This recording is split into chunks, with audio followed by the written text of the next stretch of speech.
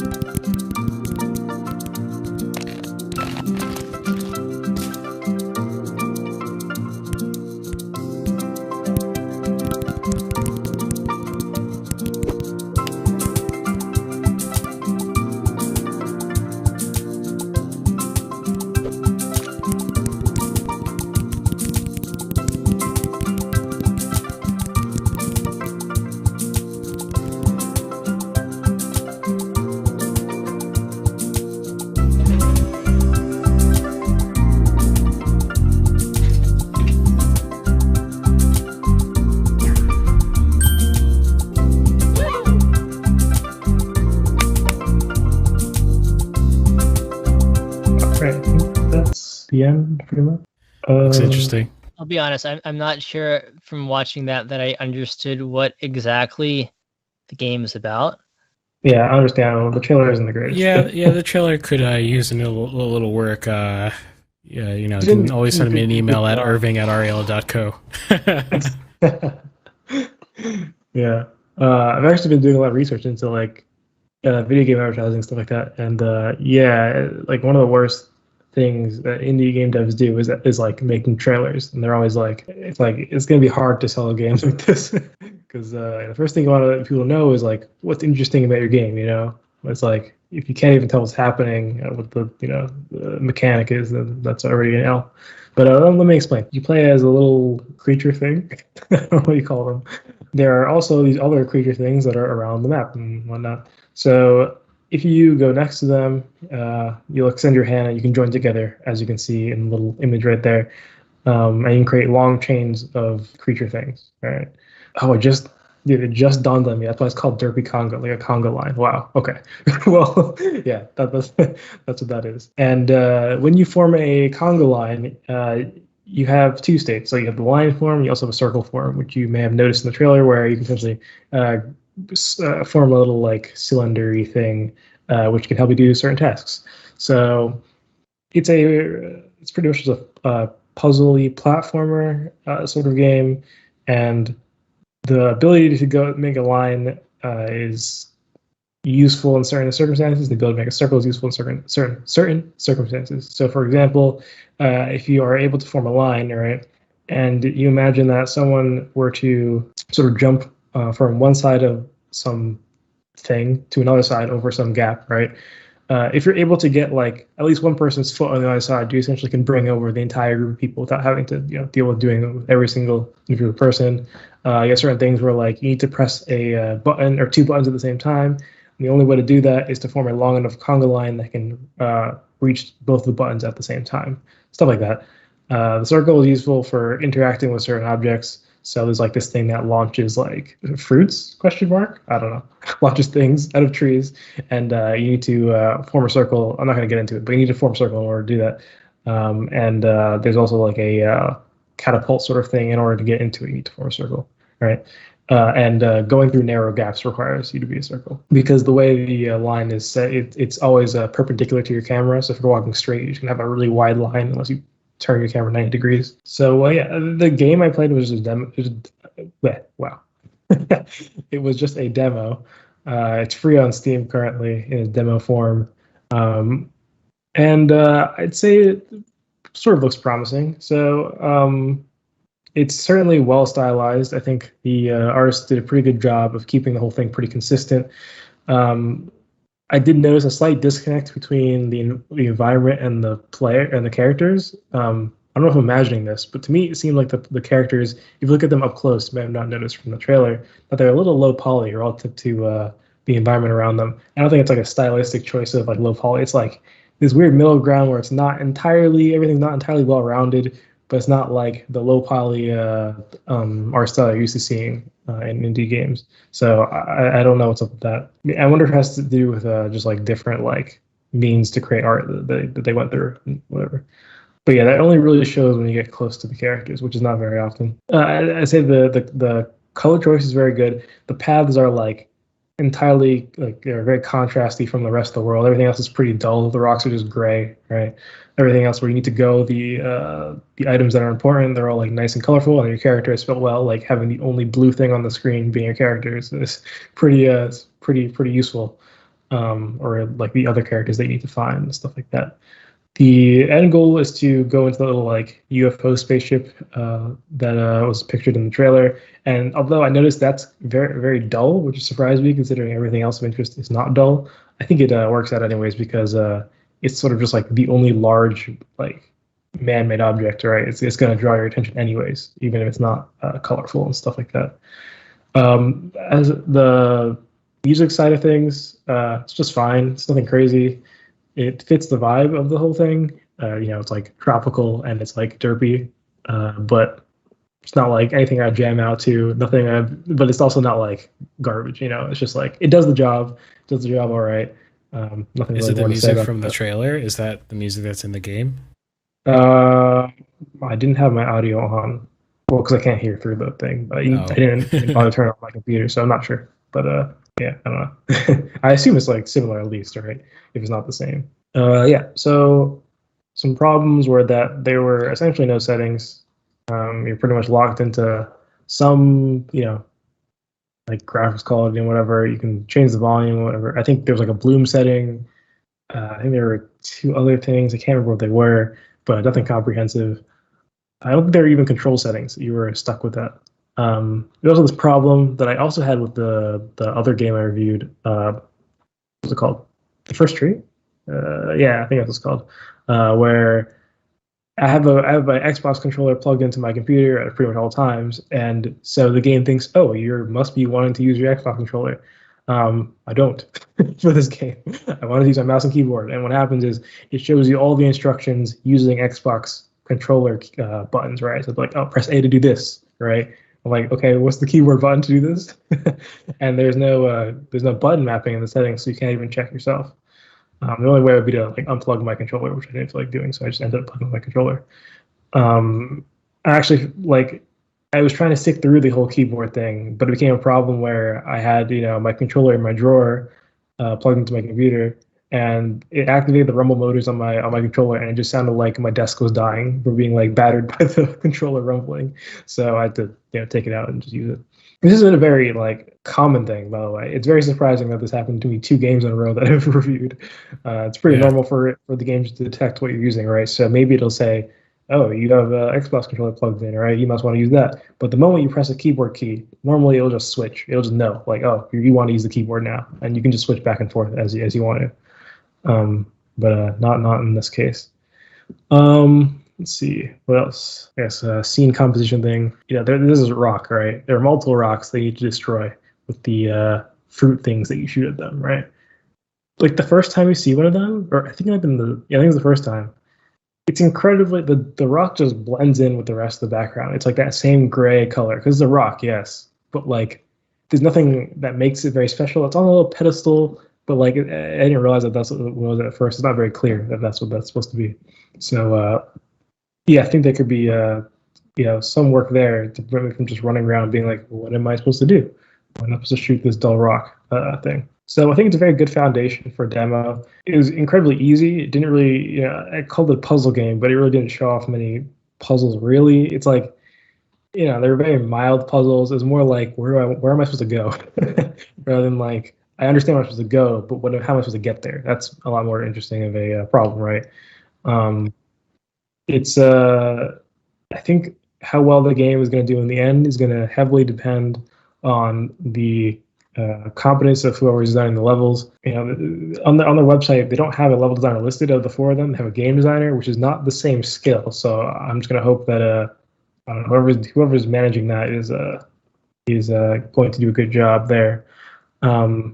Oh yeah, that's also worth saying that some things in the trailer aren't actually in the demo. Like there was like a box that was moved in the trailer that wasn't present in the demo. So it's good to know that there are they're going to add more things. It's not going to be so simple and easy. I think the only thing they need to get down is level design, and that's pretty much the only thing they need to make a good game. I think the rest of everything works well enough. Everything else is more like a minor problem and not like a big deal that would ruin the whole game. But yeah, overall, not currently impressed with the current level design. Maybe it's more a personal thing. It's just hyper casual. Like there's really no challenge to it at all. It feels like almost like a time waster, right? Like there's no sense of progression really, because the puzzles don't get harder because they're all incredibly easy. They're all the same amount of like you just get to the place, you just jump over the thing and then it works, right? It's like those common apps, like just kind of repeating the same sort of task. Yeah, it depends, right? Because I think those at least those tend to be like the ones I'm thinking of at least tend to be like those like endless scroller games, for example, right? Where like you just the map will usually randomly generate, right? And that happens endlessly, and things tend to get harder, right? Maybe more obstacles, maybe moving faster, it makes it harder to dodge obstacles, however it works, right? But with this, it actually was just stagnant. It was actually just easy throughout the entire thing. So I don't know if it's exactly the same. Maybe there's there's some games like that, like that fit the whole like mobile category like that. But yeah, I'd say it's overall pretty impressive for people. It's like on a technical level, it's good, right? It's very confident. It's just like, can they get the game theory down, right? Can they get the level design going? I think that's really it. So yeah, that's all I really have to say about the game. Oh, I'm going to post a link to it, the Steam, because it's free, right? So if anyone wants to play the demo and see for themselves what I'm talking about, put that in the chat. DERPY CONGA. Also, we've also got someone who stopped in on Twitch. Welcome. I hope your day has been well. We need more Twitch people. We got a YouTube top heavy thing, and the Twitch community's got to represent better on the mixed media live stream. So welcome. Is that it? Yeah, I also post the link to their Discord. Oh, cool. Because they post like updates and stuff like that. So yeah, maybe we can get some devs. If you guys want us to do more interviews, like with composers or game developers, it'd be really cool to have the DERPY CONGA team sort of collide with our live stream. That'd be super cool. Pick their brains and see how they even got to the point where they were able to release a full game. Because doing that alone is already a pretty big achievement. It's pretty awesome. The video game stuff. Blizzard's getting sued to death for I think there is some sexual harassment stuff going on in their office, or alleged stuff. Stock is like down a lot, and it's like been the biggest thing for like a long time. Maybe the past week or so. As well, Amazon, as you may have known, they paid Crytek to essentially give them the source code for CryEngine, right? So they can make a fork of it. But now it's open source because I guess I don't know why, but it's run now. Okay, it's really weird, right? So it used to be called Amazon Lumberyard. Now it's called Open something 3D. I don't remember. Open 3D Engine, is that what it is? What's weird is it's being managed in part by like the Linux Foundation or something like that. I'm like, what? What happened? How did this happen? I think it's the Linux Foundation. Let me verify this. Yes, the Linux Foundation will oversee the project and form the Open 3D Foundation to accelerate collaboration with game developers to enhance the AAA game engine. So yeah, I think I think I could be wrong though. Linux Foundation now essentially owns this, right? And Amazon will be contributing, which I assume means they essentially have at least some control because they're going to be the big contributor, right? They're essentially the worker, right? They have to be appeased, some varieties stuff like that. So yeah, I don't know why that's happening, but it's happening. Yeah. And your thing about CryEngine reminded me about other gaming news because I was thinking about film stuff. Facebook, if you didn't know, owns a company called Oculus, which was one of the original VR companies. VR has kind of been this weird, ugly duckling of the gaming world because no one seems to be able to figure out how to like break through, and that's still a problem. But Facebook ventured in with Oculus. They make the headsets, and the odd thing is that they had Oculus exclusives. So basically, games that you could only play on Oculus headsets, right? And that seemed to be what Facebook's monetary plan was, just to sell games with their development studios. They started buying up development studios and doing their Facebook thing, which is buy and consume and whatever. So that seemed to be the plan. Then they announced all of a sudden there were going to be no more exclusives, but that they were going to focus on this concept called the Omniverse, which sounds like the really creepy thing. It's called the multiverse, was it not? Oh, maybe I could be misremembering. Yeah. Do you know the news story then? Yes. Yeah. It is called the multiverse. Yes. Yeah. So their idea is that they're going to change their platform to open source, right? That's why it reminded me. But obviously, because they are the managers of the project, they're going to be contributing almost all of the code, I'm sure.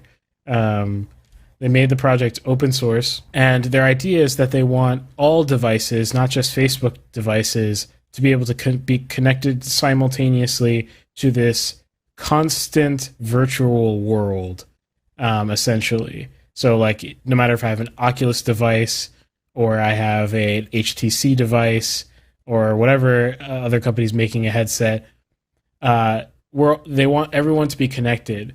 They're kind of the thing is, they say they want these other companies to contribute, but the way they're talking about it is as if they're automatically going to contribute. It sounds like they're going to throw around their weight, is really what I'm thinking, to force this omniverse sort of thing, or whatever, multiverse, whatever the heck it's called, to happen.